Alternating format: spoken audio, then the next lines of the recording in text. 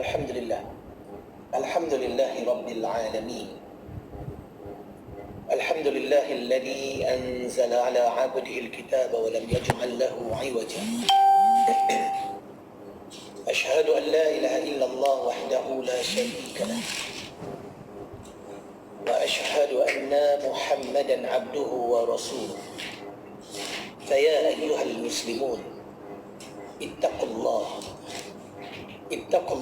haqqa tuqatih wa la tamutunna illa wa antum muslimun.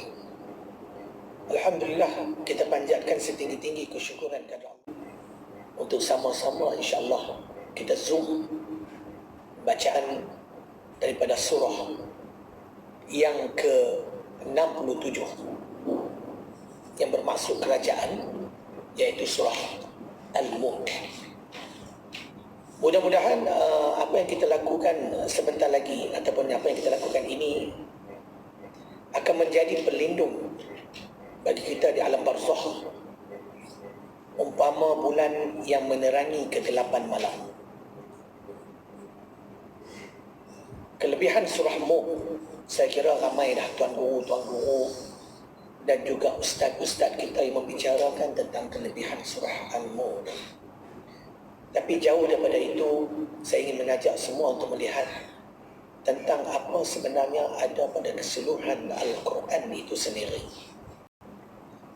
Berkenaan dengan surah Mulk, satu surah dalam Al-Quran, sekiranya kita beramal dengannya dan orang yang membacanya, apatah lagi bagi orang yang dapat menghafaznya, dia akan terlepas daripada siksa kubur. Ini adalah salah satu daripada kelebihan yang digambarkan oleh baginda Nabi sallallahu alaihi wasallam tentang surah Mulk. Apakah surah? Yang kita bacanya, beramalnya dan menghafaznya akan menyebabkan kita terlepas dari siksa kubur. Itulah dia, surah Mulk yang mengandungi 30 ayat. Atau surah ini juga disebut sebagai At-Tabarak, yang bermakna Maha Suci. Sebab itu baginda Nabi SAW menyarankan kepada umatnya supaya jangan sekali-kali meninggalkan bacaan Al-Quran. Bukan khusus pada surah Mulk sahaja, tetapi pada surah Al-Quran itu, jangan sekali di kalangan umat-umat aku, kata Nabi, meninggalkannya. Hati orang membaca Al-Quran itu akan sentiasa damai dan tenang, dijauhi daripada bisikan syaitan, dan akan menjadikan dirinya seseorang yang sangat-sangat dihormati Al-Quran. Menjadikan siapa pun yang kecil akan kelihatan besar di pandangan manusia yang lain. Daripada Abu Hurairah radhiyallahu anhu meriwayatkan bahawa Rasulullah sallallahu alaihi wasallam telah bersabda, maksudnya mafhumnya, Al-Quran mengandungi satu surah yang terdiri daripada 30 ayat yang akan mensyafaati pembacanya sehingga ia akan diampunkan, iaitu surah Tabarakalladzi biyadihil mulk. Hadis riwayat Abu Dawud, Ahmad, At-Tirmizi, Riyadhus Shalihin dan Imam Ahmad. Dan di antara azab kubur itu didatangkan juga saat kita mati nanti, dua malaikat yang paras rupanya tersangat-sangat pengis, iaitu Munkar dan Nakir. Digambarkan sekiranya manusia melihat wajah malaikat azab ini, mereka akan pingsan. Di tangan para malaikat ini ada besi tukul. Saat dia menghayunkan tukul itu, nescaya akan hancur semua gunung yang ada di muka bumi ini. Bagaimanapun khabar baik, wa basyiril mu'minin, bagi mereka orang mukmin yang menjadikan surah Al-Mulk sebagai bacaan hariannya, dikubur kelak.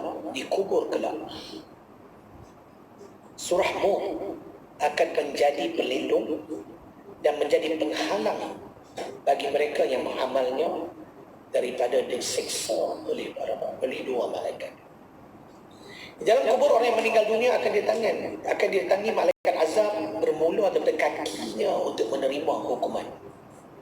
Sayyidina Abdullah Ibn Abbas berkata, siapapun yang membaca surah Mulk sehingga menjadi ahli zikirnya, nescaya orang yang membaca dan mengamalkannya akan mendapat bantuan dan perlindungan daripada Allah Subhanahu wa taala di dalam kuburnya. Azab datang dari kepala. Terdengar satu seruan, tidak boleh engkau datang ke pihak kepala ini kerana yang adanya surah Mulk. Sekiranya seorang itu selamat daripada siksaan alam barzakh, dia juga akan selamat menghadapi permulaan akhirat yang jauh lebih besar dan juga lebih dahsyat. Jika seseorang itu sudah menerima siksaan di al-barzakh, maka sudah pasti dia juga tidak akan selamat menghadapi kecelakaan lebih besar yang bakal menunggunya selepas itu. Maka dengan demikian Nabi sallallahu alaihi wasallam mengajarkan kita berapa cara selamat selesa saat kita berada di alam barzakh, iaitu antaranya membaca surah Mulk pada setiap malam sebelum tidur. InsyaAllah sama-sama kita amalkan.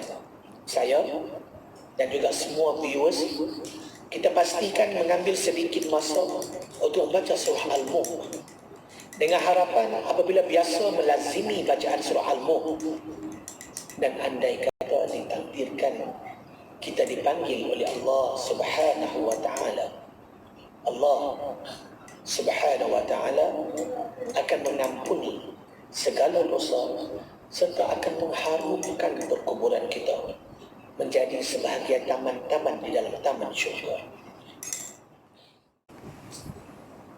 Jadi sebagaimana riwayat oleh Jabir radhiyallahu anhu bahawa sudah menjadi kebiasaan Rasulullah sallallahu alaihi wasallam, baginda Nabi kita, tidak akan tidur selagi tidak membaca Tabarakalladzi biyadihi al-mulk dan juga Alif Lam Mim, iaitu surah Sajadah. Setiap orang beriman tidak boleh memandang terlalu ringan perihal di alam barzakh yang bakal kita semua lalui nanti apabila sampai saatnya. Persediaan yang wajib dilakukan, jangan setiap langkah, jaga setiap langkah, serta pertuturan seharian kita supaya terhindar daripada mendapat pengakhiran yang buruk.